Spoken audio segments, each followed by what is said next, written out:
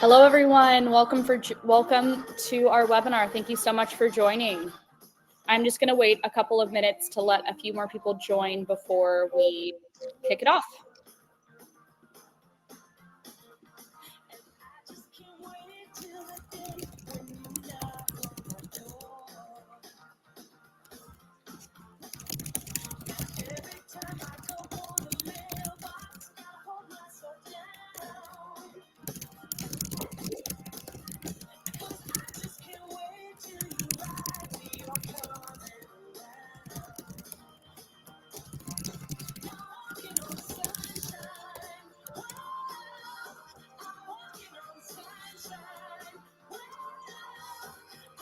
Just threw a quick question in the chat. I would love to hear where you guys all live, where you're from.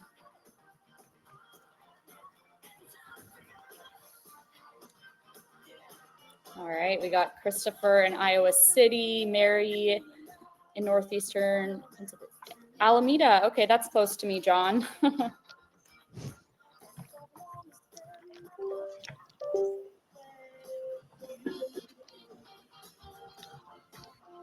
Oh, Vancouver. Awesome. Beautiful.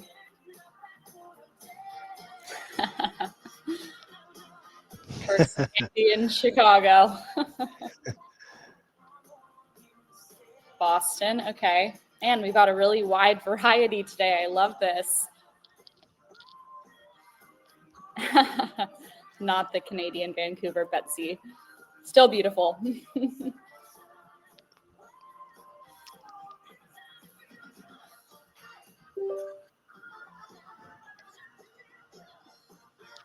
I guess with springtime, the weather's probably pretty different where we all are right now.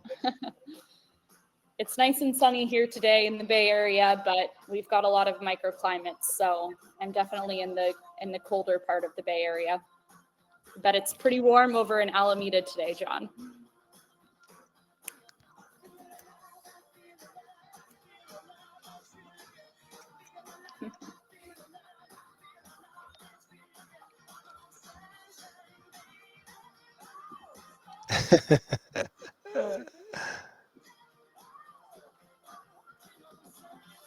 All right, we still have a few people trickling in. I'm just going to give it another minute or so just to let a few more people join.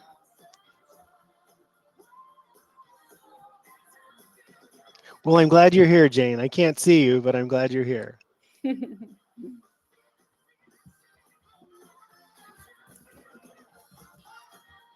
Paul's here.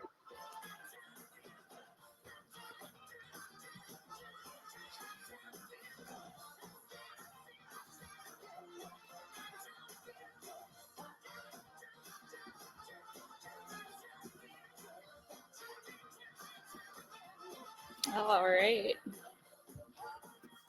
Philadelphia. Awesome.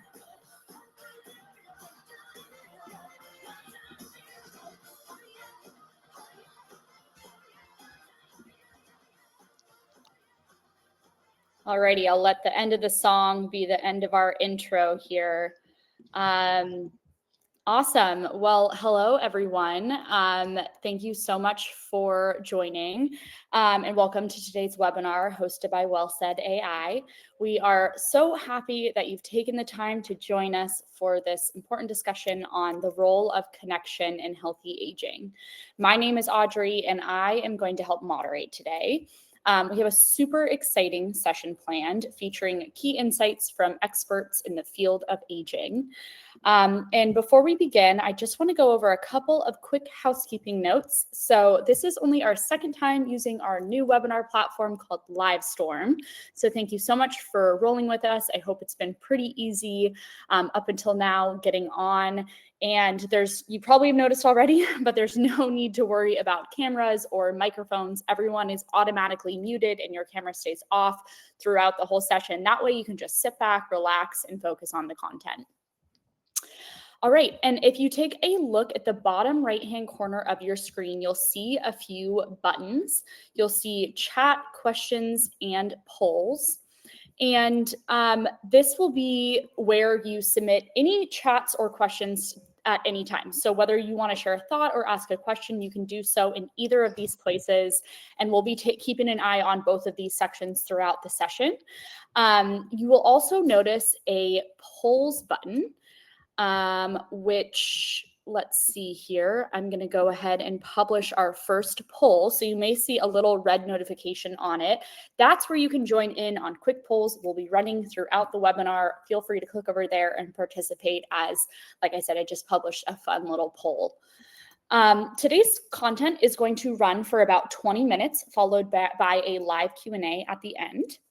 You can submit your questions at any point, and we will get to as many as we can before we wrap up. And just so you know, today's session is recorded, and we will send that recording to your email afterwards in case you want to revisit it or share it with anyone else. With that, I would love to introduce our speakers and also just share a little bit about who we are at WellSaid. I know we have quite a few new people joining us for the first time. So at WellSaid, everything we do is rooted in helping older adults live longer and live well. We care deeply about supporting independence, health, and connection, and we've built tools to do just that. Here at WellSaid, we combine science-backed guidance with smart voice-powered technology to meet people where they're at and to offer support that feels personalized, helpful, and human. And we've created this work because we truly believe that aging well should be accessible to everyone. Our speakers for today are the wonderful Dr. Randall Williams, who you will hear from at the end of today's session. He is the co-founder and CEO of WellSaid AI. He is a physician, Johns Hopkins graduate, and a pioneer in using AI and voice technology to support aging. And Christopher, who will be hosting a bulk of today's session, he holds a master's degree in social work, and he has worked with Dr. Williams since 2009. And you'll also get to hear briefly from Coach Kara, our digital well-being coach, before we close. She is one of the ways we sort of bring that personalized support into people's daily lives, and we're super excited to reintroduce her to you guys at the end of today's webinar. And I think that's it on my end. So with that, I will hand it over to you, Chris. Thank you, Audrey. As Audrey mentioned, I am Christopher, and I have a degree in social work and have worked closely with older adults and their families and caregivers over the last 15 years. And today we're going to talk about something that matters to all of us, and that is staying connected. As with all things here at WellSaid AI, our approach is grounded in science, research, and best practices. And I'd like to share with you exactly what we'll cover today.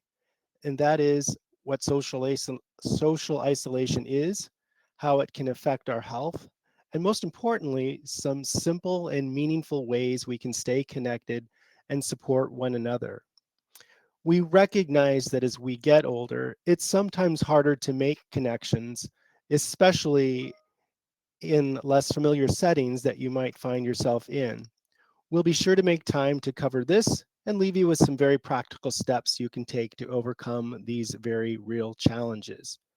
By the end of the presentation today, you'll be able to define what social isolation is and distinguish it from loneliness, understand the prevalence of social isolation in older adults, recognize the health impacts of isolation, and, as I mentioned, learn strategies to help reduce isolation in your community and environment. And again, we'll leave plenty of time at the end to answer your questions. You may have heard the term social isolation before, but let's talk about what that really means. The National Institute on Aging, which is part of the National Institutes of Health, defines social isolation as not having enough people to interact with regularly. Again, that's enough people to interact with regularly. It's not just about being alone, it's about lacking the kind of social contact that helps us feel connected and supported. To be clear, being alone doesn't always mean you're isolated. Some people enjoy solitude and feel just fine, but others may be surrounded by people and still feel lonely. That brings me to the difference between social isolation and loneliness. Social isolation is more about the number of connections you have regularly. Again, the number regularly. Loneliness is how you feel about those connections. Both are important and both can affect our well being.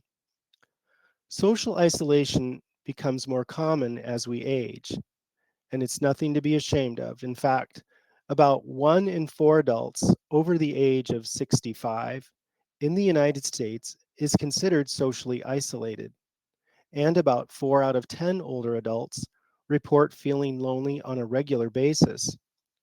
Why does this happen? Well, it can be for a number of reasons: retiring and not seeing coworkers anymore, losing a spouse or close friends, health problems that make it harder to get out of our home, moving to a new place, not having family nearby, and difficulty hearing or seeing. All of these things can make it harder to stay connected.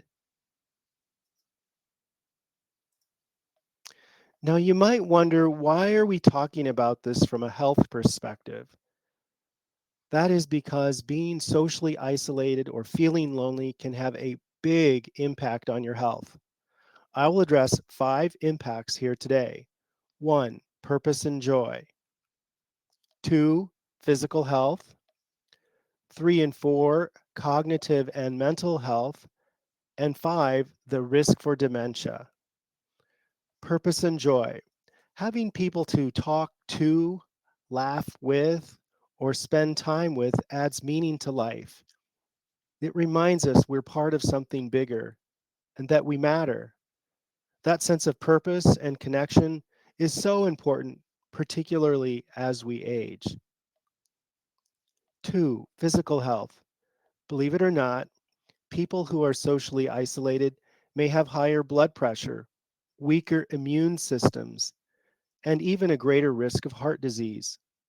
Some studies have even found that isolation can be just as harmful to health as smoking. 3, cognitive health. Staying socially active keeps the brain engaged. People who are isolated are at a greater risk for memory problems and cognitive decline. Social interaction can actually keep your mind sharp. Mental health. Isolation and loneliness can lead to sadness, depression, or anxiety. It can also make those feelings worse if you're already struggling. Being around people, even just a little, can lift your spirits and give you a sense of comfort. And 5, dementia risk. People who are socially isolated are about a 50% greater risk for developing dementia.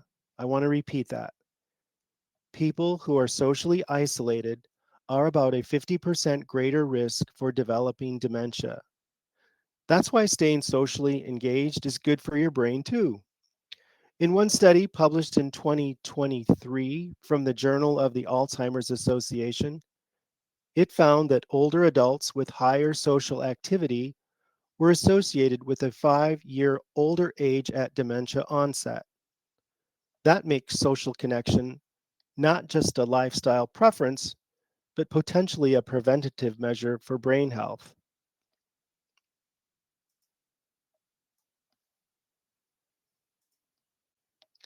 Now let's talk about the elephant in the room, and that's COVID 19. During the pandemic, many of our social interactions disappeared.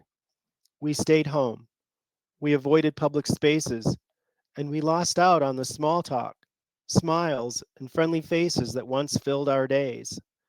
This led to increased social isolation, more loneliness, higher rates of anxiety and depression, particularly among older adults. And it wasn't your fault. It was a necessary safety step. But now, as we slowly rebuild routines, those small daily connections can help us feel human again. Together is better.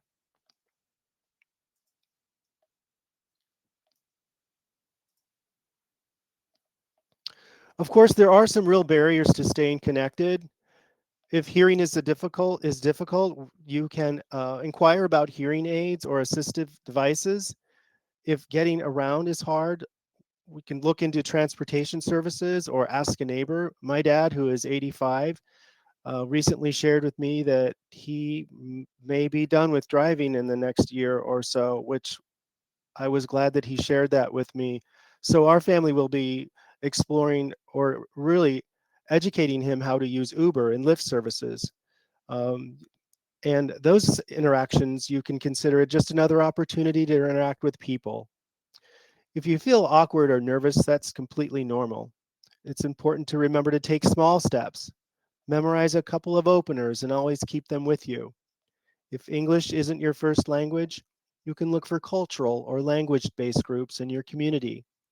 We all need different kinds of support, and there's no shame in asking for help.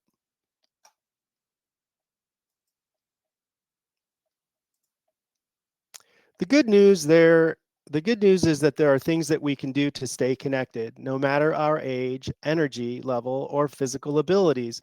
And the first one is technology. Technology can help us stay in touch. Video calls with family, sending messages, or even joining online groups can help us feel less alone. If you're not sure how to use a phone or tablet, that's okay. There are free classes and patient people out there who can help, including your friends here at Well Said. Now, I'd like to pause for just a moment and take a poll.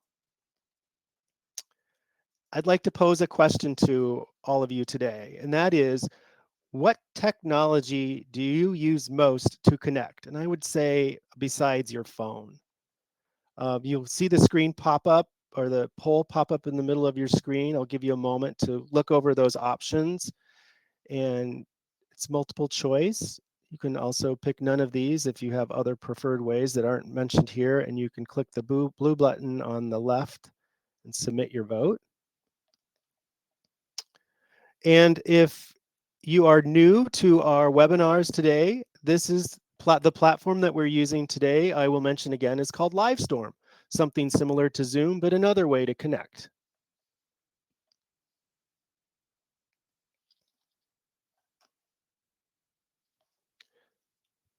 Take a moment, look it over.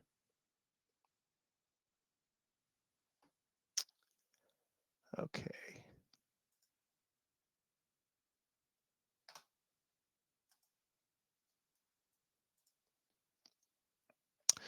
You can plan regular activities, and I would emphasize regular here. Try setting up regular social check-ins, even if they're small. A weekly coffee or phone call, card games with friends, a card game even, it doesn't have to be a big affair, joining a walking group or a book club. These regular moments of connection add up and give us something to look forward to.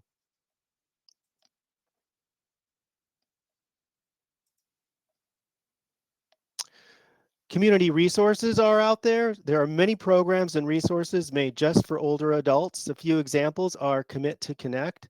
I'd really like to plug this one. It's a very easy website to look at, and some of the things that I previously mentioned are all right there, even on the homepage as you go there. This is a national campaign to help older adults find ways to stay connected. I did notice that they did have the phone lines or the weekly check-ins you can sign up for. Lots of opportunities there. There are senior centers, which often offer meals, classes, and social events. I know we have a very robust senior center here in Iowa City. There are local faith communities, which can offer support and belonging, phone trees or check-in services, just to hear a friendly voice. I did see that they did have that at Commit to Connect. And you can always ask your local area agency on aging or library. They often have lists of what's available near you, particularly for seniors.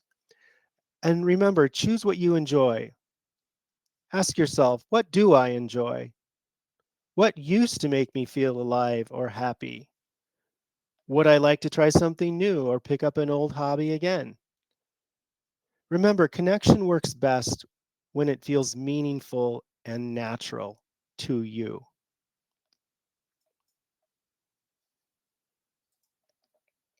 You might wonder, do small interactions really matter? Absolutely.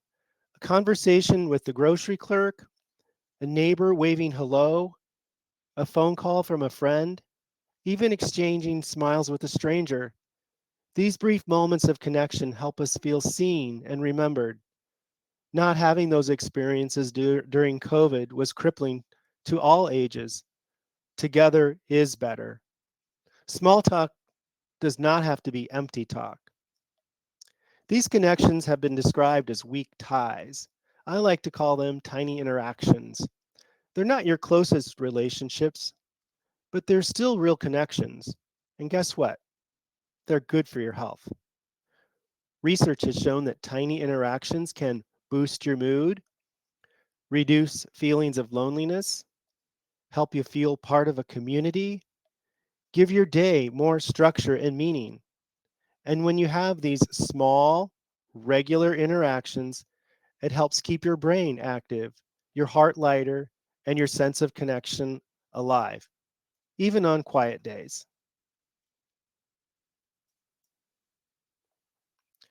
Well, we've covered a lot of ground today. I'd like to thank you all for attending and contributing today.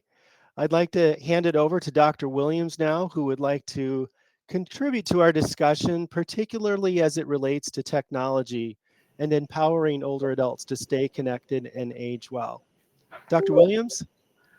Hey, thanks, Christopher. And let me thank all of you who joined us today as well for our presentation.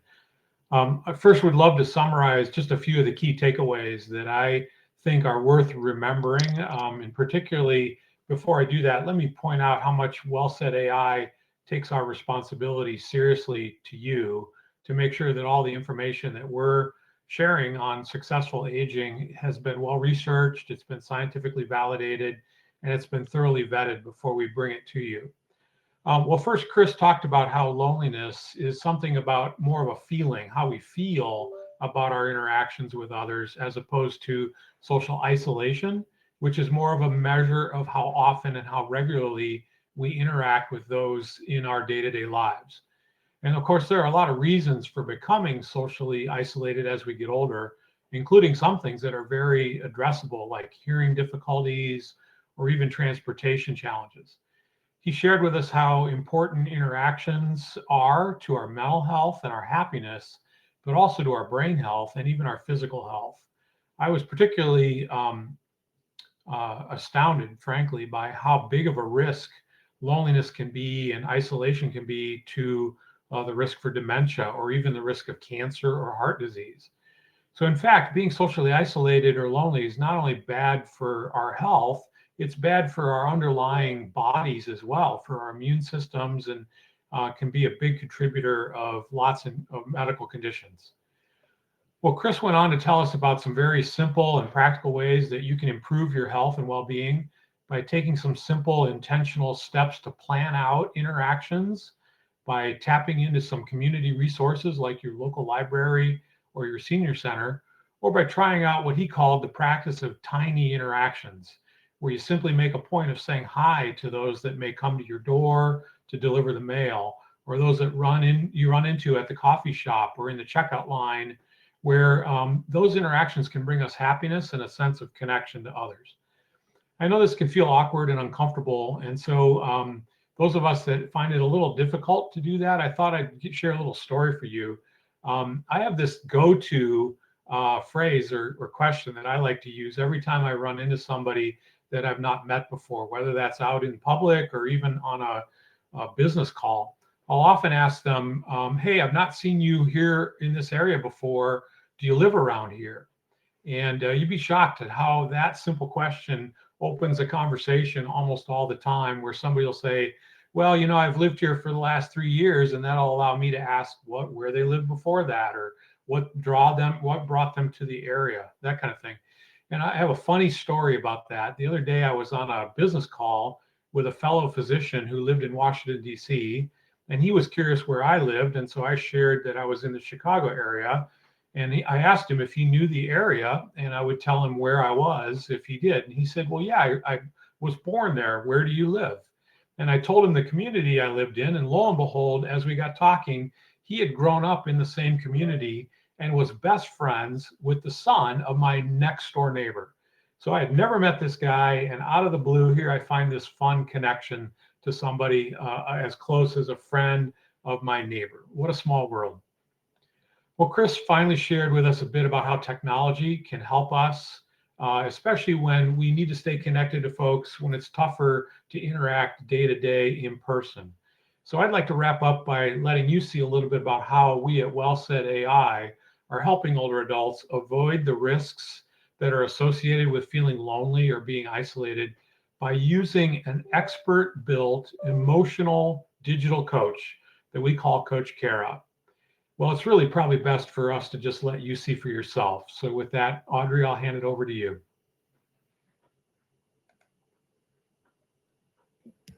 Awesome, thanks. Let's see here.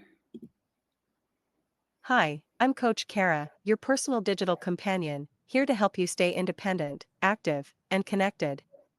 Aging can bring unique challenges, but it doesn't have to mean losing control. I'm here to support you every step of the way. Through simple daily conversations, I'll help you manage key areas like balance, mobility, memory, nutrition, and even safety in your home. Your health and independence are my priority.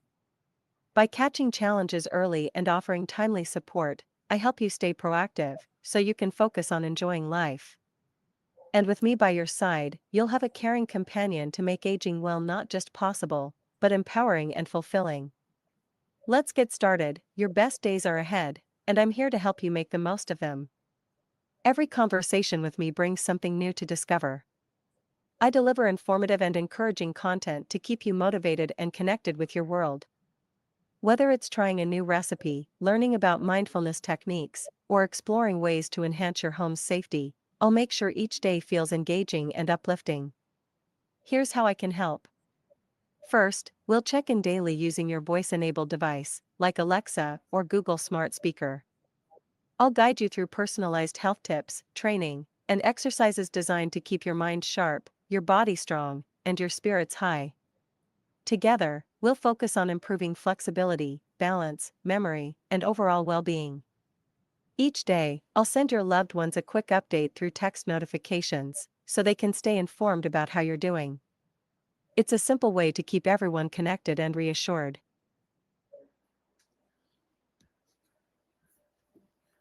Great. Well, thank you so much to Coach Kara and Dr. Williams and Christopher for sharing such thoughtful insights with us today. I hope you guys enjoyed that video of Coach Kara. I'm going to close out so that you can see your four hosts here, including Coach Kara. So we're about to head into our Q&A portion. If you have any questions, go ahead and type them into the chat or click the questions button at the bottom right-hand corner of your screen. Before we do that, now that you've all had a chance to meet Coach Kara, I want to share a quick note that we are currently welcoming new subscribers. If you are interested in learning more about Coach Kara and how she might be able to support your health and your lifestyle, the first step is to simply schedule a call with us. It's a super relaxed, friendly conversation where we just get to know more about your needs and see how Coach Kara can best support you. So I'm going to go ahead and in the chat drop a link to a Calendly. It's super easy. If you just click on that link and select a time that works for you, these are just phone conversations. So you don't have to worry about tracking down any, Zoom link or anything like that. We will go ahead and just give you a call. So I encourage you to do that if you haven't had that conversation already. And then if you are not already on our email list, you will get an email today after the session with an option to subscribe. And that way you can stay in the loop about upcoming webinars, but also receive some really helpful community resources like the ones that were mentioned in today's session. So keep an eye out for that email. And with that, let's get into your questions. So I think the first question comes from Lawrence. Thank you so much for putting a question in the chat, Lawrence. It's actually not Lawrence. Sorry, you had a different note, Lawrence. It was from John saying that there is a 50% greater risk of dementia from being socially isolated, but there's no quantitative measure sort of how connections are needed to not be socially isolated. So how does that kind of work? So I'd like to take a stab at this. Dr. Williams, you might be able to too, but John, I would just point out, going back to the definition, and that is uh, the number and regular. So I would say, like for me, and it's I'm not a person that really requires a lot of socialization, but I do have something that I do once a day, and I think more than just once a day, it's that it happens once a day, but it happens regularly. So if you were to do something once on Wednesday, every Wednesday, like have the coffee, that's what we're looking for. Something that is that you are going to be looking forward to, that's going to boost your mood. And it's many and over time regularly. So I would point you there. There is not a number that was not that the NIH had listed for the definition, but I would just unpack it that way. And I'll be happy to add that what I've seen in the literature about loneliness suggests that people who aren't having some interaction with another person, even through technology, at least once every day or two, is considered to be at high risk for being socially isolated. Of course, there are circumstances that can change and come and go. So, of course, if there are reasons why you can't interact for a few days, that doesn't necessarily put you at risk of dementia. Back to Chris's point, it's that pattern over time. So, people who are severely isolated over time are the ones who are at 50% higher risk of dementia.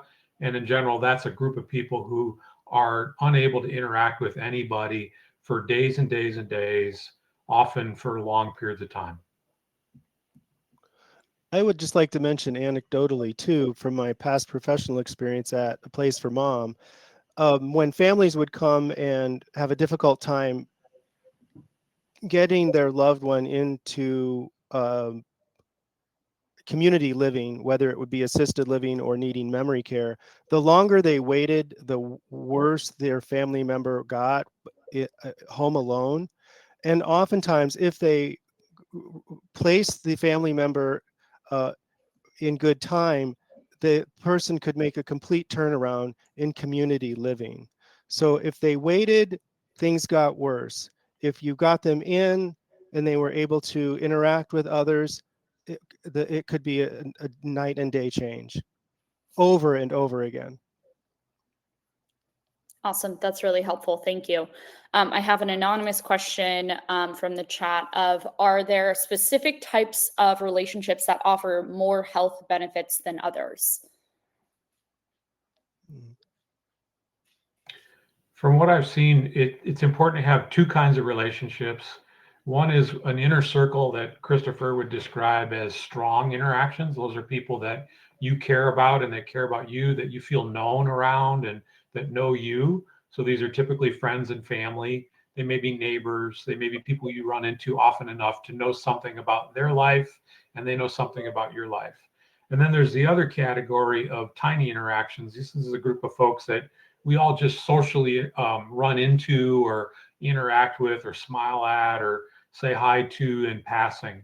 You may not know much about them, they may not know much about you, but it's that simple social involvement of interacting with people that's considered healthy and builds into that sense of happiness and joy and interaction that Christopher talked about. And I'll use this chance to mention something, reinforce something. It turns out that, like our own pets, if you guys have a dog or a cat, we're kind of built as social beings, right? That's how we learned to survive as a society. We came together, we interacted, and we got to know each other. We learned who we could work with, who we could trust, who we enjoyed being around, who we could form a family with, that kind of thing. And so that kind of social wiring is something that's innate in our biology. We need it. And it turns out that if you take a social animal, a human or any other social animal, and you isolate them for any significant period of time, their cortisol levels go up, their adrenaline levels go up, their immune system is abnormal. It's a big stressor. So I think it's important for us to just remember, hey, we have a way of managing that stress just by being friendly and interacting, even if it's just with the people you run into during the course of your day to day. Super helpful. Thank you. I'm just going to do one more. I know we're a few minutes over. Lawrence had a question about how do we sort of stay mindful of interactions. I think what you're asking here, Lawrence, is how do I sort of stay connected if you're limited due to your lifestyle, whether that's because of daily medication or physical change over time? Lawrence, I was typing in my answer, but I again am going to plug Commit to Connect. There are ways that you can avail yourself to them, where someone calls you once a week or can reach out to you. Many different platforms and ways that that can happen. So I strongly encourage everyone to take a look at Commit to Connect. There's a lot of different resources there. They have a link to an ARP site too. I think you can plug in your zip code. So just a tremendous resource. So I would really encourage everyone to look into that. Great. Well, I think that's a really great place to wrap for today. So I just want to thank you all again so much for joining us and for this thoughtful session on the role of connection in healthy aging. We really appreciate you spending our time with us, and we really hope you found it valuable. As a reminder, you will receive the recording to this webinar right after you leave, and we would love to see you at our next webinar. Until then, take care and enjoy the rest of your day.